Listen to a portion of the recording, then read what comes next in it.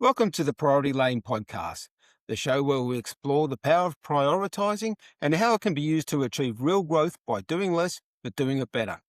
I'm your host, Nigel Catt, and each episode I sit down with successful people to uncover how they filter out the noise and focus on what really matters.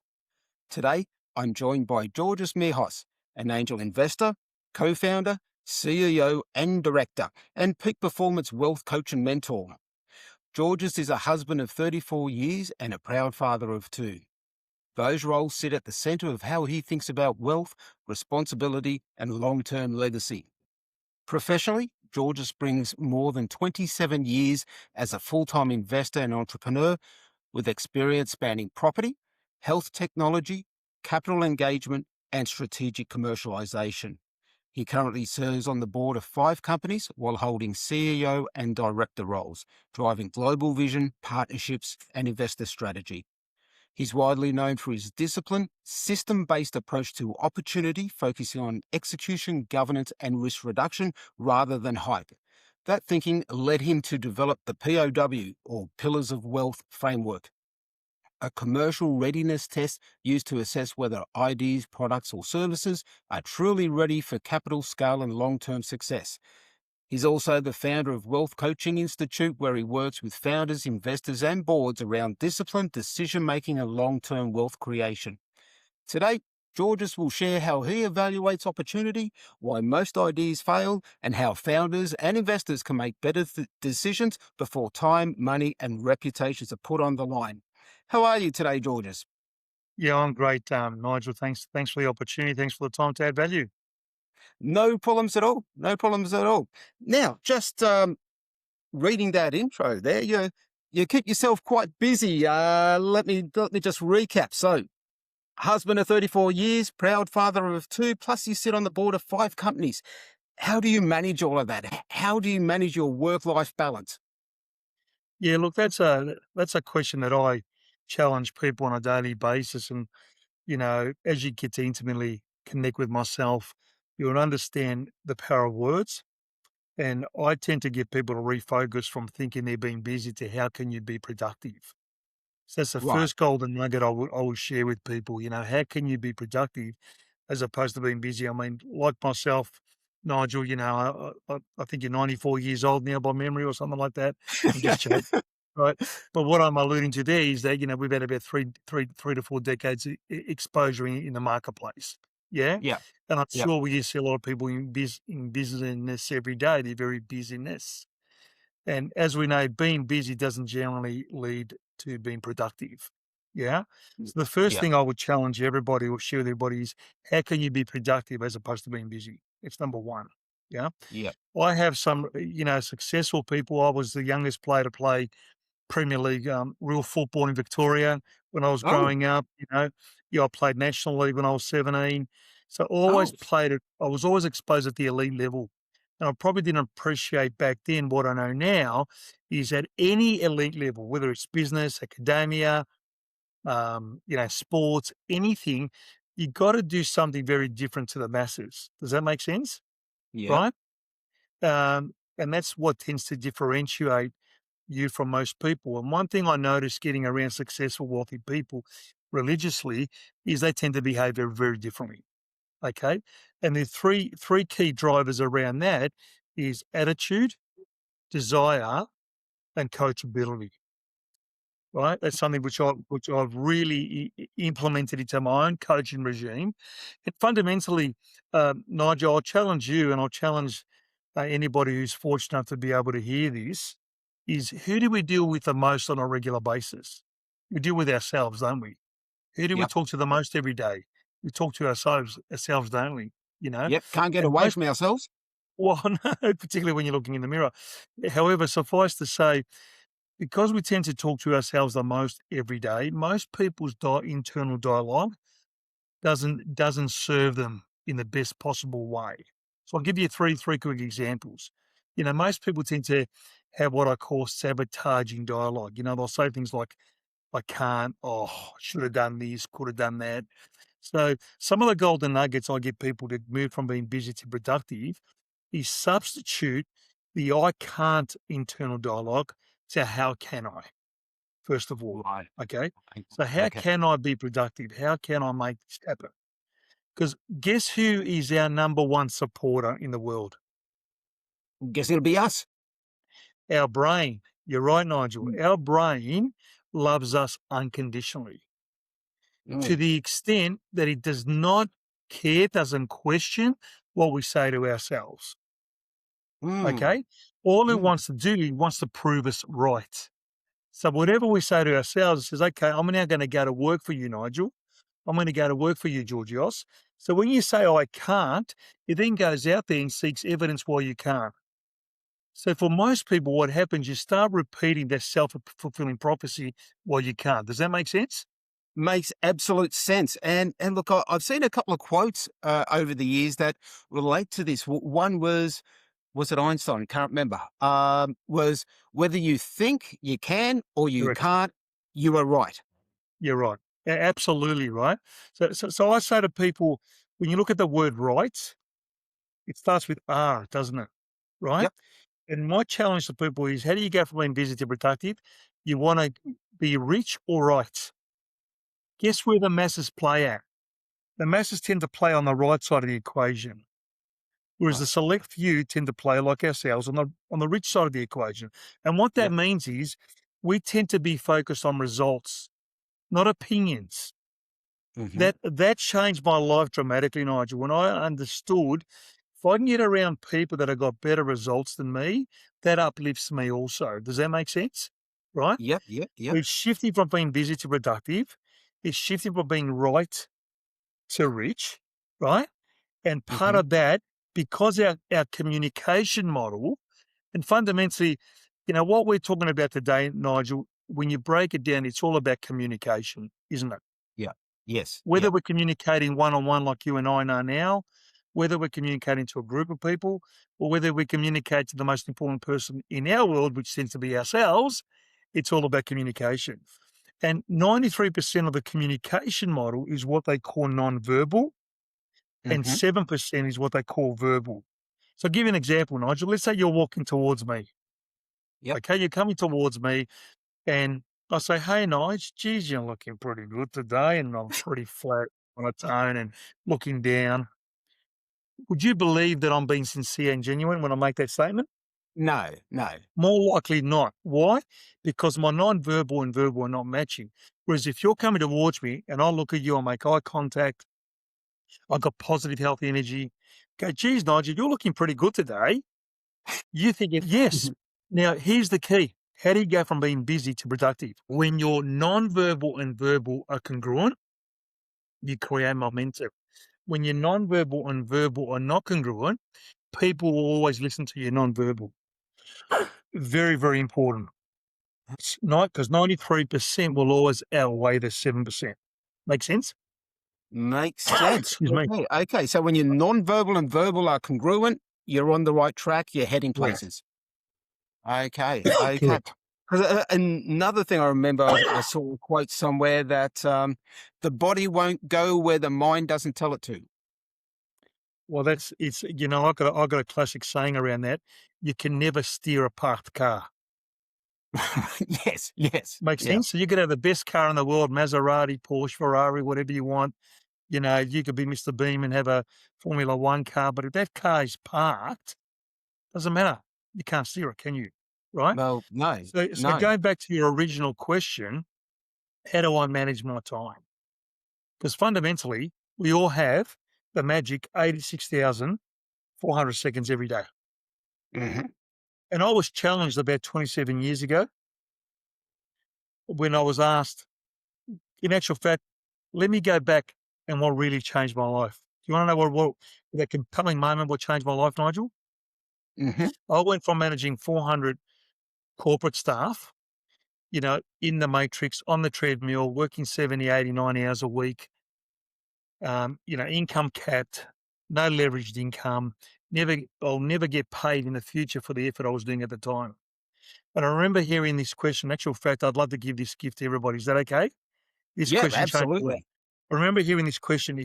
The quality of your life will be determined by the quality of the questions you ask yourself. Oh, okay. Yourself. Yep, Okay. yep, yep, So I remember, because I never used to enjoy public transport back then. So I used to drive to the CBD every day and, I'd see the same person trying to, rush across the road to get the tram, and the same guy putting on his tie and spilling the coffee, and the same lady trying to put on the makeup. I remember, for about 6, 7 weeks, I kept saying to myself, what am I doing here? What am I doing here? What am I doing here? And you alluded to this earlier, Nigel. The definition of insanity is behaving the same way, expecting a different outcome. yep. Well, I was asking the same question, thinking I was going to get a better outcome. Well, I'm not. I was just repeating it, right? What am I doing now? And I didn't know. And then I remembered, that what I call bullfo moment, BFO, blinding flash of the obvious. Okay, if the quality of your life is determined by the quality of questions you ask yourself, how could I ask a better question? And this question changed my life. I said, okay, what am I passionate about? And it was like a lightning just hit me. Bang. And I remember my left eye looking in the rearview mirror, and I said, oh, you know what I'm passionate about? I'm passionate about changing people's lives. And then remember non-verbal verbal, the exercise of the non-verbal voice kicked in, right? Yep. Okay, my internal dialogue. Well, how can you honestly change other people's lives when you haven't changed your own? And I said, that's it. I don't know how, who, what, when, but I made a decision that day. And I talk about when you make a purposeful decision, mountains are moved. Okay, mountains have moved. I made a decision that day I was going to go to find out how, what, who, when, why. Why does a select few people in our world create real wealth? And Yep. most people just work hard 30, 40, 50 years. Because again, these not on my stats. People can look at their stats. 97.3% chance of people after working 40, 50 years tend to retire or die broke. They're the statistics. So I said to myself, all right, so how do I move from 97.2.7? Does that make sense? Makes sense. And Yep, guess yep. what I found out, Nigel? I found out that, granted, sometimes there's an exception to the rule. There might be somebody that gets born in a billionaire family, but most people are not like that, correct? Right? Correct. Yep, yep. Here's the shift. Here's how I went from being busy to productive, from wanting to be right to becoming richer, right? Is Hmm. identify the universe does not discriminate when it comes to wealth and success. What I identified, the people that were on the 2.7% side of the equation consistently behave very differently to the other side of the equation. Does that make sense? Yep. And what I also did, I didn't understand at the time, I eliminated some of the limiting beliefs that I had. For instance, I grew up, well, I didn't have enough capital, therefore, how could I create wealth? You know, Yep. I Yep. came from a blue chip collar type of family upbringing. My parents made grateful, best parents in the world, but they only knew so much. They knew how, they instilled in us, you got to work hard, you got to work hard, you got to work hard. Well, when I Yep. moved from 97.3 to 2.7, I started to learn, yes, you have to work hard, but how do you create leverage? Yes. Right? How do you Yes. go from being busy to priority lane, productive lane? I love that. Yep. Right? Yep. And what I realized was the universe does not care about your age, your sex, your color, your creed, your cultural background, your appearance, your experience. Yeah, let's give the audience a test. Are there people wealthier than you who are older or younger? The answer is yes, correct? Yes. So therefore, Yes. it's got nothing to do Absolutely. with age. Are there Yep. people shorter or taller than you? Are there people darker or lighter than you? Are there people, heavier or not as heavy as you? You know what I mean? Right? Yeah. Are there people, maybe not as good looking as you or, better looking than you? Now, I know in my case it's a bit hard. I appreciate that, Nigel. Thank you. Right. Okay. But what I realized going through this, identifying this, becoming aware, it started to take away my limiting beliefs, my excuses why I couldn't succeed. Does that make sense? Yeah, yeah. So you're getting your brain, your biggest supporter. You're getting rid of the barriers, and you go. There's no reason why I can't do this. Correct. And this is how I found how to fast track it. How can we leverage our 86,400 seconds in a day? Because everybody has the same 86,400 seconds in a day. It's a simple Yep. formula. It's 24 hours in a day, there's 60 minutes in an hour, and there's 60 seconds in a minute. Yep. So it's a simple formula. That's how you get 80, 60, and 400.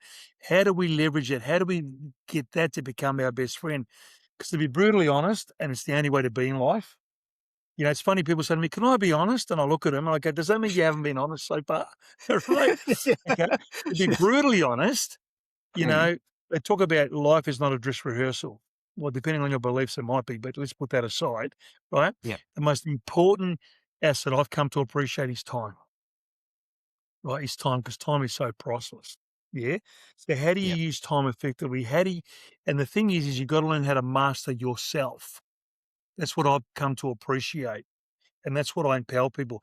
How do you master yourself? So look, I wasn't sort of probably prepared for this question. And I spent a whole day in this and I'll go really deep, but I'll share these golden nuggets. The thing I do on a Sunday night, which works well for me, Nigel, is Hmm. I identify my roles. How do you manage yourself? You've got to identify your roles.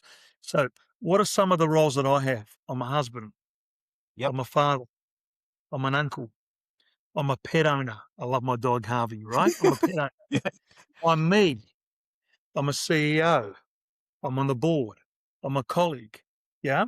So what I tend to do every Sunday night, I will identify what are the 6 to 9 key roles I want to focus for that week. Okay. Okay. Then I identify what are 4 to 6 outcomes that I want to achieve that week for those roles. So for instance, a husband might be, you know what?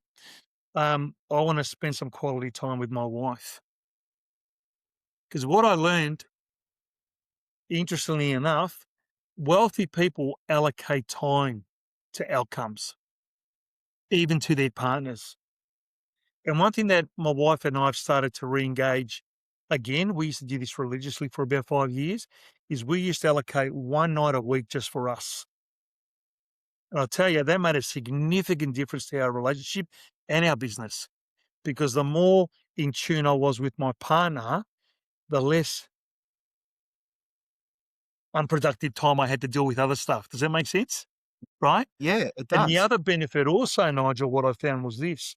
I found by allocating that time, we could have real deep discussions, because who do we talk to the most again? Ourselves. I used to say stuff to myself, I told my partner. But because I was saying it to myself, I actually thought I told my partner when I hadn't told her. Does that make sense? Right? Yeah, So yeah, again, I've yeah, done that myself. so you can relate, yeah? So Yeah, Sunday yeah, nights, I manage my time on a weekly basis. Sure, I have 3-month goals and 6-month goals and 12-month outcomes. And once a year, I'll sit down and assess my last 12 months, and I'll refocus what I want to over the next 12 months. And then you've got to test, measure, and monitor, right? So I'll give you a yep, real example here. Another thing I identified is successful people use real data, real information. So I was coaching somebody recently. They were getting very frustrated in their communication with their life partner because they were mhm, having difference of opinions about what was happening in their lives. And I said to them, "Well, how do you know what your version is more true than your partner's version?" He says, yep, "Oh, well, to me it is." I said, "Yeah, because it's perception versus perspective. You've got yep, perception, the other person has perspective, and vice versa." I said, "I'll give you a challenge. For the next month, document the 2 activities that you guys have got conflict. Okay? Document. Don't tell your partner, document." So one of the conflict I had is their partner kept complaining, all I do is I cook every week. And he says, "Well, I know we don't because we go out a lot." I said, "Well, where's the data? How do you prove it?" Correct? So for yeah, the yep, next month, he documented how many times they stay home, who cooked, when they took takeaway, when they went out. And the first 18 days, the partner was shocked that she only cooked 4 of the 18 days. But in her perception, all she was doing was cooking. Does that mm, make sense? yeah, yeah, Right? yeah, yeah. And the more you say to yourself, the more you think it's a reality. And he Perception was becomes saying, "You reality. don't." Make sense? So what he Yep, did, instead of having this verbal disagreement, he produced data. Because here you go, I've documented it. On this day we did this, and this day you cooked it. And she went, "Wow, what? Seriously?" So do you think her attitude changed? yes, That's how you deal with things, with real data, real information. Warren Buffett and Charles Munger, your audience may have heard of. I know most people have heard of Warren Buffett. I reckon Hmm. about 20% of people have heard of Charles Munger when asked the question. Basically, partners in Berkshire Hathaway for Oh, decades. okay. Yeah, decades. Charles Munger, Berkshire Hathaway. And they've all been interviewed.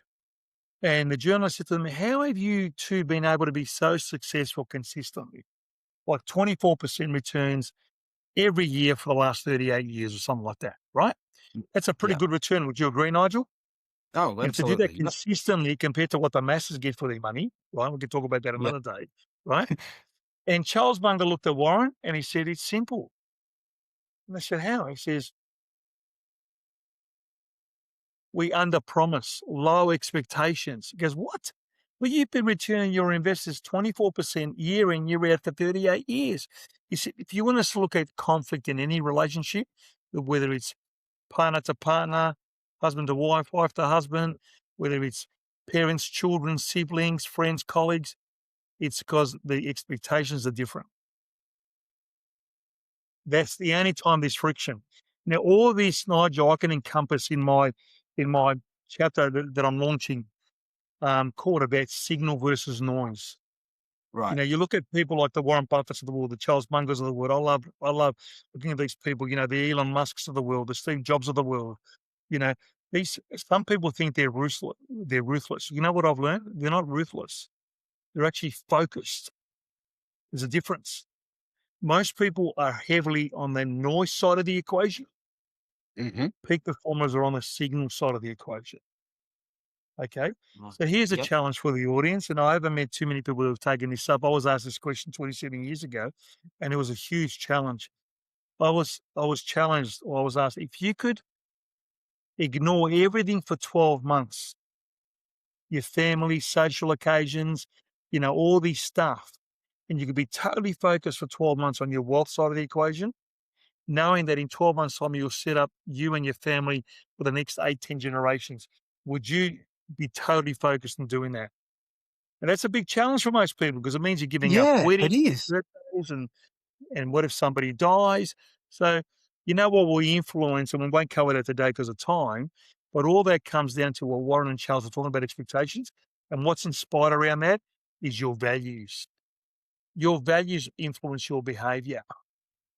So again, can I give a real example Yep. in, Yep. in a relationship? So you could have a husband and wife or life partners, and one of them values wealth, financial wealth, and it's in their top 3 priority of values.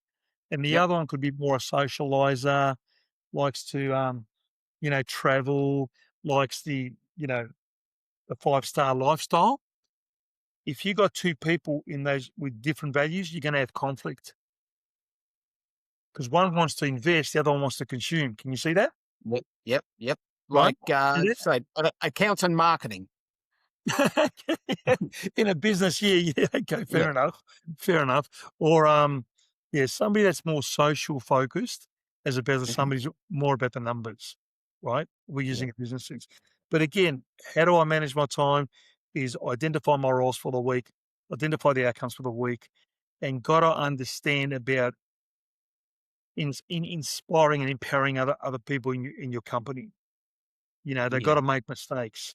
Sometimes the best learning is in making mistakes. No. It's the hardest learning, but it's making mistakes.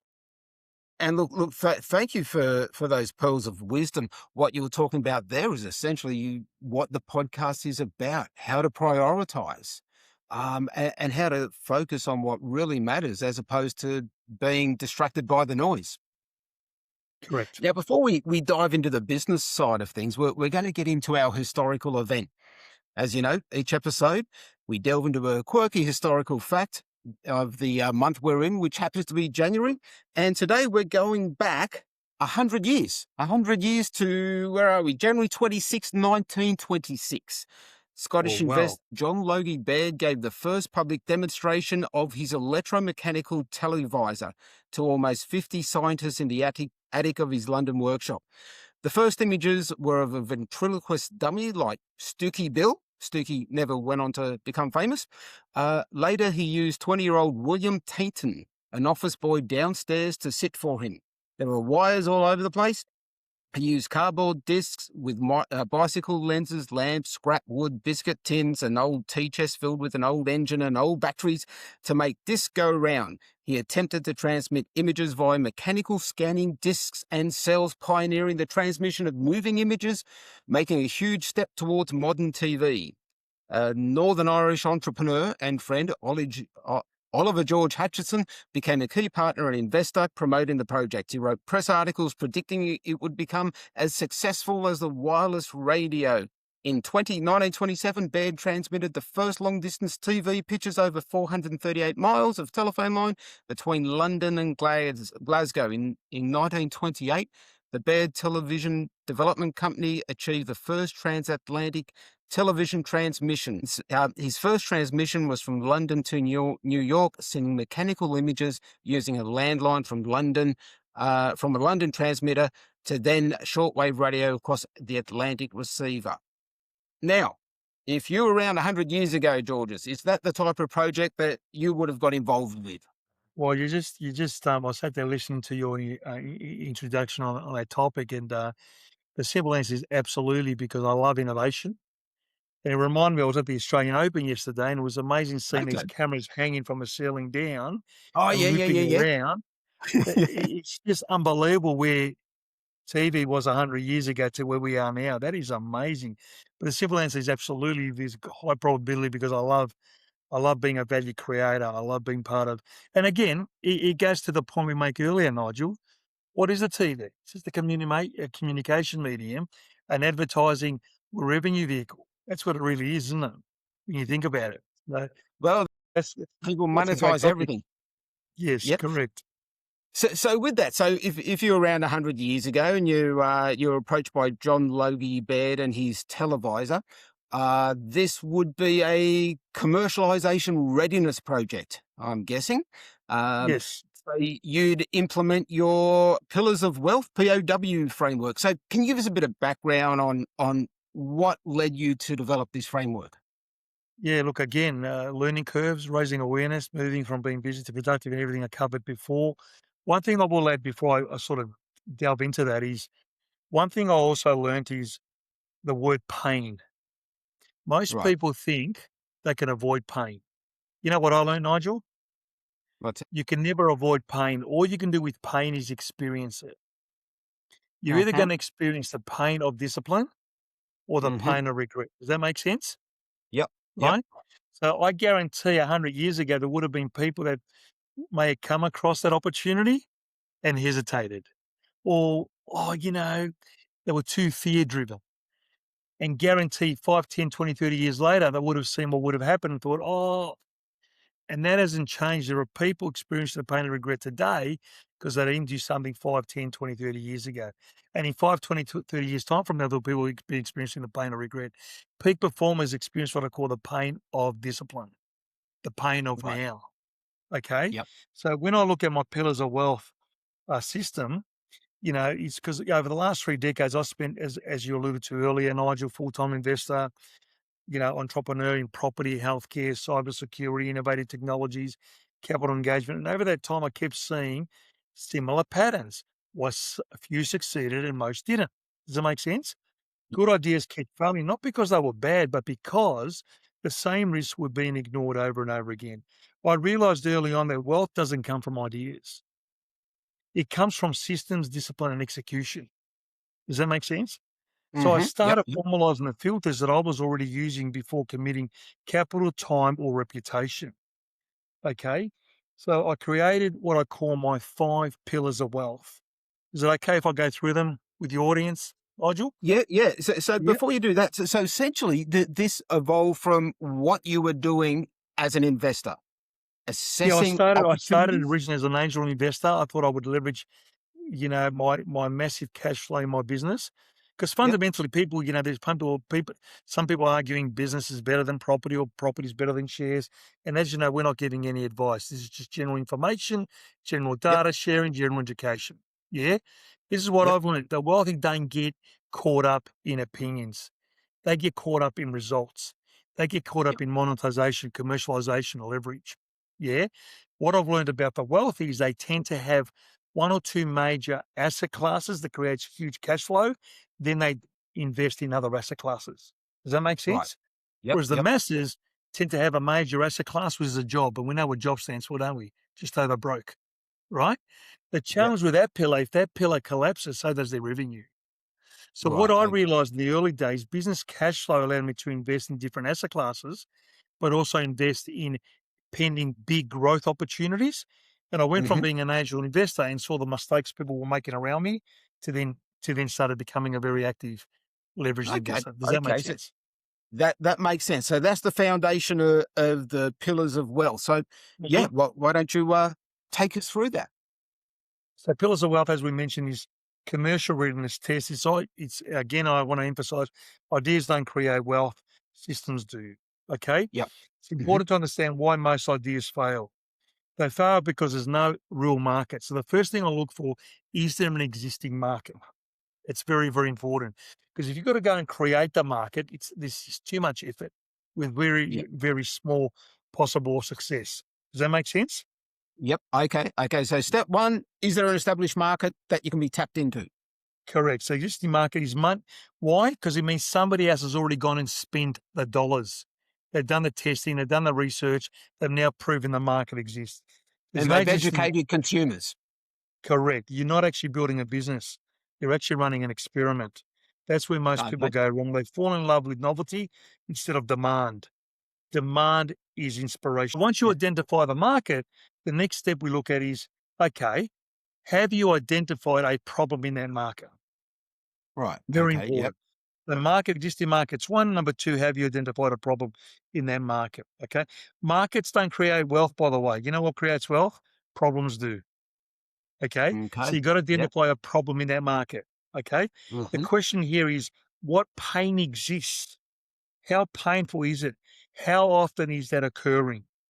If the problem isn't obvious, recurring, and painful, customers won't move. And if customers don't move, revenue doesn't move either. So now we've Okay. gone from 1, 2 to 3. What's 3? And you Yep. now provide a better solution. Right. Okay. So no good having a problem without a solution. Correct. So you've identified the problem. However, you've got to come up with a better solution because if you're just going to go reinvent the wheel, the market already exists. Somebody's already got or there might be multiple major market share owners already. So you've got to create a better solution to be able to capture that market. Does that make sense? Yep. Now, Yep. better doesn't mean perfect. It means meaningful, better in a way the customer actually cares about. Steve Jobs says, get it done before you get it perfect. That's a mistake a lot of people make. Okay. Yep. Can you do it faster, safer, simpler, more accurate, easy to execute, easy to implement? There's no clear reason for the customer to switch. You're competing on hope, and hope is not a strategy. Does that make sense? Okay. Yeah, yeah. So on that, so better could mean a number of things, and in different markets, something being better in one way may be great, but in another market, no one cares about it. How would you assess what is meaningfully better?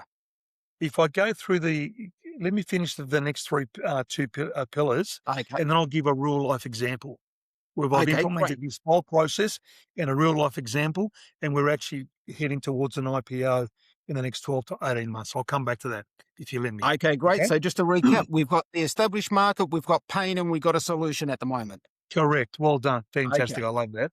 So What's next? great, great. So I get a lot of phone calls on a regular basis on this, Nigel, and I just can quickly do a test over the phone very quickly on my head, right? Hmm. Most people think they can tick the first three pillars. Yep. Where most people fail is pillar 4 and 5. Okay. Right. Or I'll Okay. send them a challenge, I'll give them some feedback and come back to me in 3 months' time or 6 months' time, and I'll take you through my score system soon. But pillar 4 is what I call the human resources. Okay. Hmm. So, the team involved, so critical. Ideas don't execute, people execute. People, even in this technology savvy world we're living in, people still think they can discount people. You will never discount people, right? So Yeah. people are still a key ingredient in the success process because they've got to execute. So I look at leadership, operational capability, who actually carries the pressure when things don't go to plan. Most failures I've seen weren't idea failures; they were execution failures. Does that make sense? Right. Okay. And Yep. Yep. ego, and ego. A lot of projects that I had invested in my early days, Nigel, that were going nowhere. The common link I found is people lacked the skills and the execution. They were the wrong Yeah. people in the wrong roles. Yeah. Well, I've found in just in my experience, people invest in people. Correct. You can, have great ideas, but if you don't have people to execute them and people that are going to be accountable, it's it's not worth it. Yep. Yep. And the last pillar is financial resources. Okay. Hmm. But we identified that there's an existing market. We identified the pain factor in the market. There's a problem. We identified that we can provide a better solution, right? We're now identifying who are the people involved and then financial. So human resources, we've ticked that box, and box 5 is financial resources. Okay. Why? Yep. Because cash flow is oxygen. Without it, everything else stops. The question is whether there's enough runway to reach the next value inflection point without panic decisions. Many ideas die not because they were wrong, but because they ran out of oxygen too early. Does that make sense? So Yep. Yep. understanding financial resources, as opposed to capital injection, as opposed to how do you make that win-win consistently and having a plan for an exit, right? Stephen Right. Covey, in his book, The 7 Habits of Highly Effective People, his first chapter talks about you do an exit on your life. And there's a challenging chapter. He actually says to you, even right, how will your funeral look? Who will come to your funeral?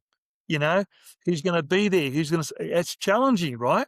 But you take that analogy into your businesses, you got to, now it doesn't mean you're grounded to that exit, but if you don't have an exit, you don't stake things in your favor. Does that make sense? Yeah. Yeah. Yeah. Yeah. So are they? How do they come together? So I have a scoring and discipline focus, right? Hmm. So Yep. I give each pillar a score 1 to 5. So I'll give you a real life example in a second, but 1 to 5, right? So obviously the higher score, the better. It's not golf. It's not the opposite. It's more Yep. basketball, baseball, cricket, right? Okay. Yep. Yep. Or football, soccer. The higher the score, the better. So anything above 22 out of 25 is commercially ready. Hmm. Amber means they've got to restructure, and red means that they have to stop. Okay. So Okay. I'll So give you, just on that, are there weightings, or are they all completely a 5 is a 5 regardless which pillar it's in? yeah. So each pillar gets a rating of 1 to 5. Right. So one pillar isn't more important to another. They're all of equal importance. No, they're all equally important, but obviously Right. they're sequential. They're sequential Yeah. because you could have a great team, but if you haven't identified the market, well, what do you got? You could have a great No. team, but if you haven't identified a better solution, what do you got? Make sense? Right. So Yep. Yep. Yep. 22 to Okay. 25 is proceed. 18 to 21 might need an assessment, a restructure. 14 to 17 is what I call high risk, and less than 14, not now. That Yep. doesn't mean they Okay. might want to go away 6 months, 12 months, but that's the process. Okay. Okay. So Okay. I'll give you a real life example. Like, Yep. let's have a look at a market. I'll ask the audience this question. Is there a market, or is our population getting older? Yes. There's a growing grey market, isn't there? Yeah. Yep. Yep. In that population, we identified, and not just that population, but across the board, we identified 1 in 25 people have an issue in swallowing medications. Really? 1 in Why? 25. 1 in 25 people, dysphagia, could be, Parkinson's, you know, car accidents, issues with the esophagus. Some people, there's a huge marketplace of people that are chew fed, cannot swallow for whatever reason. Okay, some So, could be short so, so term. it's not age dependent. It could be No, it's across not all age age groups. dependent either. Obviously, the older, that 1 in 25 bracket is growing in the older Hmm. market, but it's not age dependent. Well, I've seen kids as young as 8 years old who are chew fed, 9 years old who are chew fed, cannot swallow, cannot do what you and I, in most cases, what people take for granted every day. So we Yep. identified a market that needs medications. That's the first thing we identified. In that Hmm. same market, we identified there's a challenge with them being able to swallow those medications because a high percentage of medications are made in tablet form because there's a Yep. cheaper way to manufacture.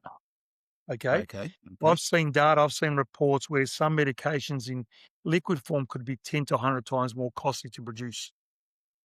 Okay. So Really? the market we identified is a market that people struggle to swallow medications. So by the way, when I talk about people, there's another division we've now launched, an animal side, because animals cannot swallow Oh, medications. okay. That's Okay. another huge market, right? So, Yep. so keep that in mind as I take you through this process. So I'm involved. I'm the CEO of a company called Life Assist Technologies. Mm-hmm. That company owns 100% of a company called MedAssist, which is the human side, and Vet Assist, which is the animal side. Right. Okay. Okay. Yeah. So taking you through my POW system, pillars of wealth, POW, right? Let's Yeah. have a go. Okay, let's do a Rocky, right? Uh, the first thing we identified, is there a market? So we give that a 5. Absolutely. Bang. Thank you very Yep. much. Tick Okay. that off. Yep. Next thing we identified, is there a problem in their market? Massive, massive. Absolutely. Uh, you know, we met a guy, phenomenal testimonial. He used to take his 3 to 5 tablets in the morning with coffee, Mm-hmm. but he wouldn't take them in the evening because he couldn't swallow. And the reason being is crushing was very cumbersome, very Mm-hmm. antiquated. We had a university did a trial where they showed crushing your tablets could lose up to 50% of the medication. Unbelievable. Okay. There's 50%. safety issues. Yep, 50%. And we got the report. Also, there could be safety issues. I could be crushing tablets for you, Nigel, and I Yep. could risk breathing that in. It could affect my health. Okay. Right. Yep. So now there's some medications that you're not allowed to crush because they're getting terracoated, they're slow release. You're supposed to get them into your gut and it's supposed to slowly release the medication. Right? Okay. Okay. Yep. So there's issues with that. So this gentleman had an issue with swallowing. His pharmacist got involved with us. Phenomenal. He's tested over 100 plus medications, nutraceuticals, and compared it to crushing as opposed to using our solution. And said, "Oh, I've Wow. got the ideal client." So rings him up, says, "Come in here. I want to show you this unit. It's amazing. You don't have to worry about crushing, hurting your wrist, wasting your medication, all this stuff." He says, "Here you go. Oh, it's terracoated. Let's call your doctor." So they called the doctor and said, "Can you give us a supplementary medication that's crushable?"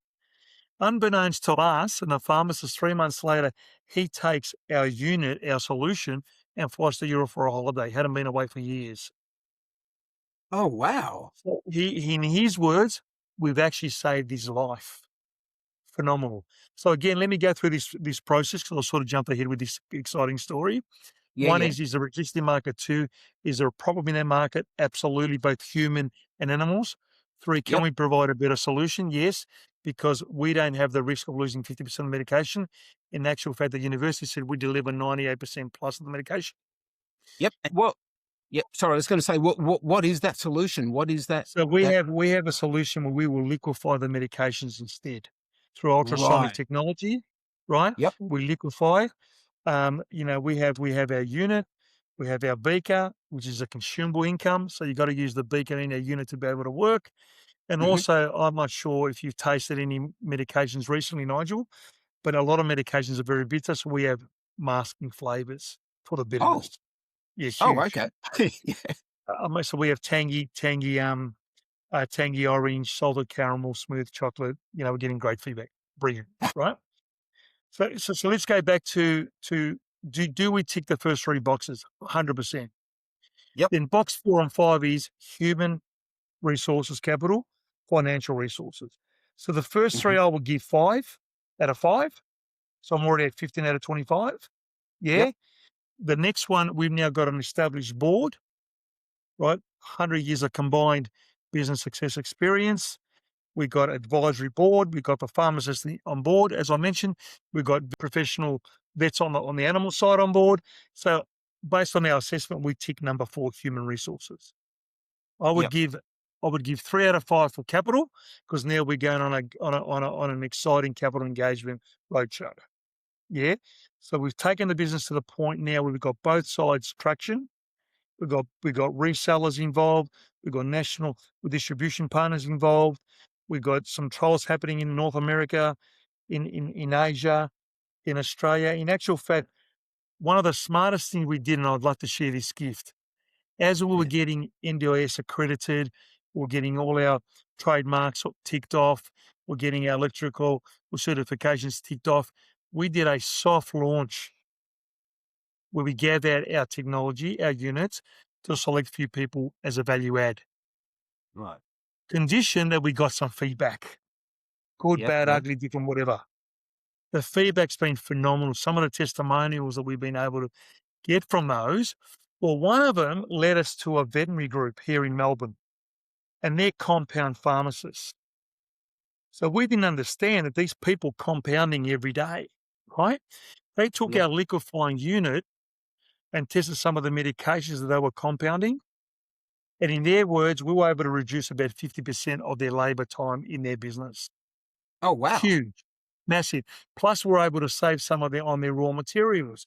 Because when you're compounding, you tend to be guesstimating 7 days, 14 days, 21 days, 30 days out. Make sense? Yep. Yep. Here, because they can liquefy on demand, they changed their model. They loved our technology so much. A few months later, reached out to us. We caught up with them and we showed them our business plan on the animal side. Obviously, they were interested on the human side, but they thought, hey, we're vets, we're involved.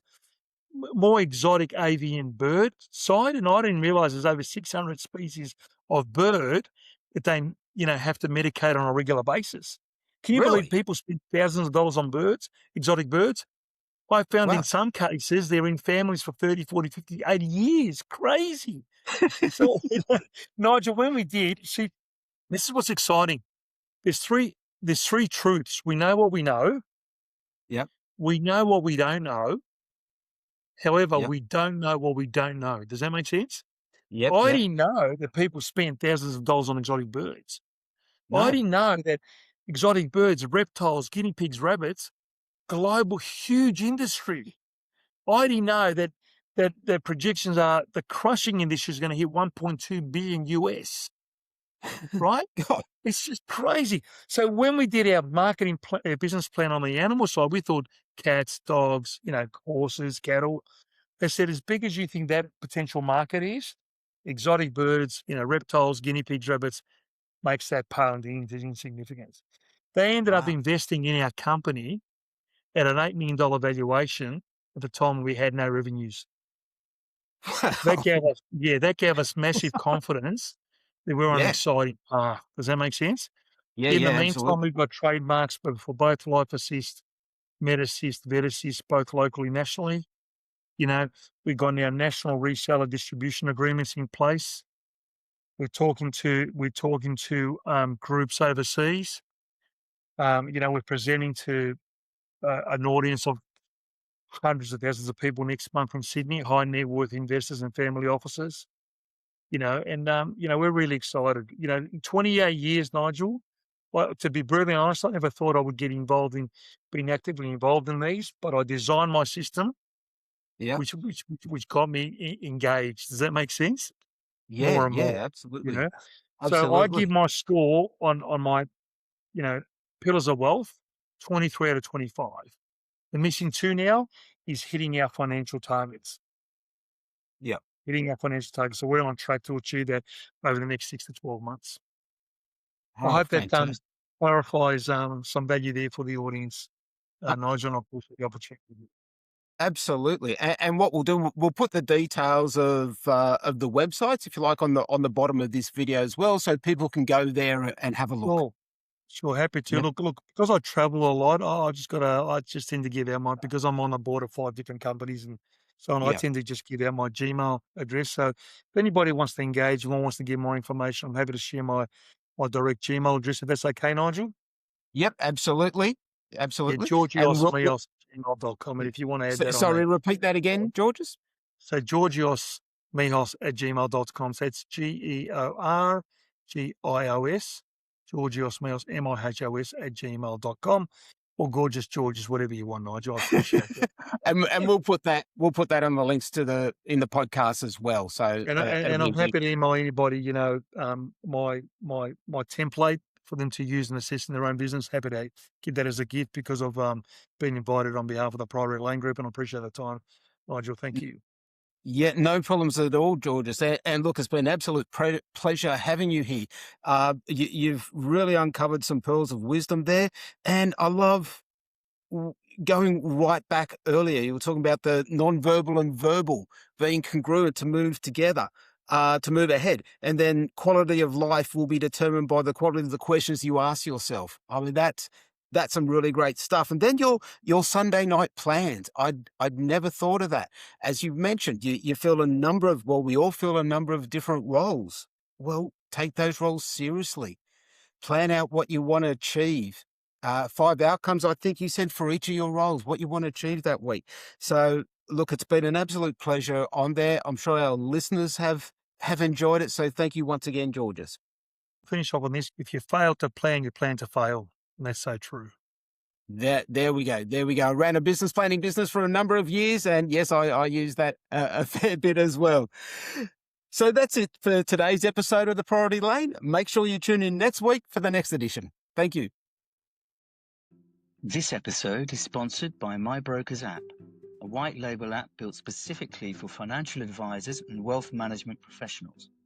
If you want to know how you can have your own app exclusively for your business and your clients up and running by this time next week, visit mybrokers.app or download the free My Brokers demo app from your favorite app store.